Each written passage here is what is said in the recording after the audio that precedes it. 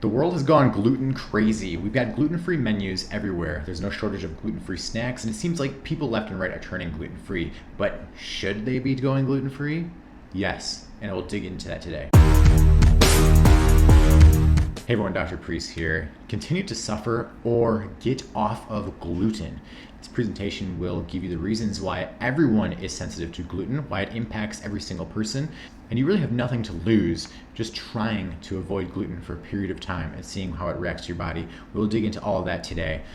The top food allergens nowadays are the big four: gluten, dairy, corn, and soy. When you have an allergen, it's not saying that you have an immediate response where you're breaking out and needing an EpiPen in order to survive. No, some of these can be delayed sensitivities, and you never know which body system it's going to show up in. Sometimes it can be neurologic, sometimes it can be within your GI, sometimes you can have muscular symptoms, skin symptoms. All of these different allergens can affect different systems. Okay, but these are the big four nowadays. We're going to focus on gluten, but a lot of this cross applies to these other allergens as well. Let's talk about gluten and its breakdown. When it comes to gluten, there's a protein within that called gliadin. That gliadin protein actually stimulates a protein to be released from your intestine and from the liver and some other tissues called zonulin. Zonulin is a protein. I'm going into a little bit of the science so that you can understand the why behind something. That way you have a deeper conviction and understanding of what's going on here. This protein zonulin is going to be released always when you eat gluten. 1 + 1 always equals 2. This is always true, no exceptions. In every human, zonulin increases intestinal permeability. Okay, and I'll get into what that means in a moment.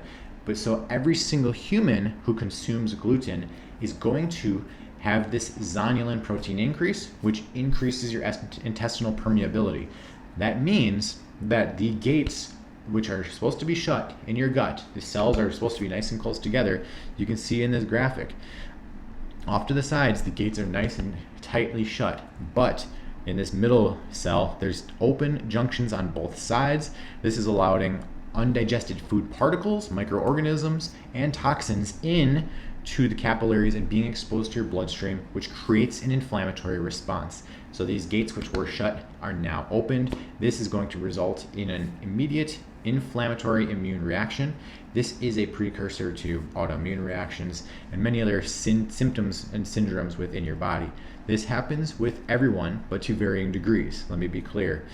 Why is gluten such a bad thing nowadays, and why is it so bad in the USA compared to some other countries like Europe? And that has varying beliefs surrounding that. I think it has to do with some of the herbicides, pesticides that we're using, some of the farming practices. We farm crops that have higher amounts of gluten within it. We're also consuming much greater quantities of it and more processed versions of it. We also, in America, we don't have the best microbiome and gut flora to handle these types of foods. Many people are walking around with altered biomes of their intestine, so I think that's contributing to a lot of issues as well. But what could gluten be doing? That's the real question. It could affect any system of your body, from neurologic to endocrine, and I'm going to tell you some stories in a little bit about some cases of people who've removed gluten or just removed one of these allergens, and it's changed their life significantly. Okay?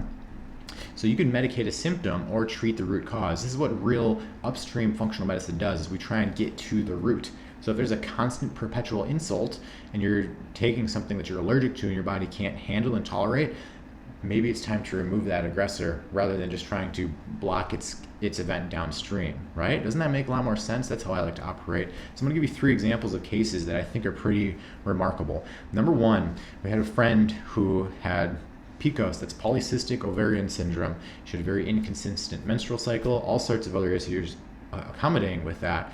And we recommended get off of gluten, okay? Within about 45 days, her cycle normalized. She basically was in remission of all these PCOS symptoms, and she's living a much more normal life. She has hope now, which is valuable. All that from gluten, okay?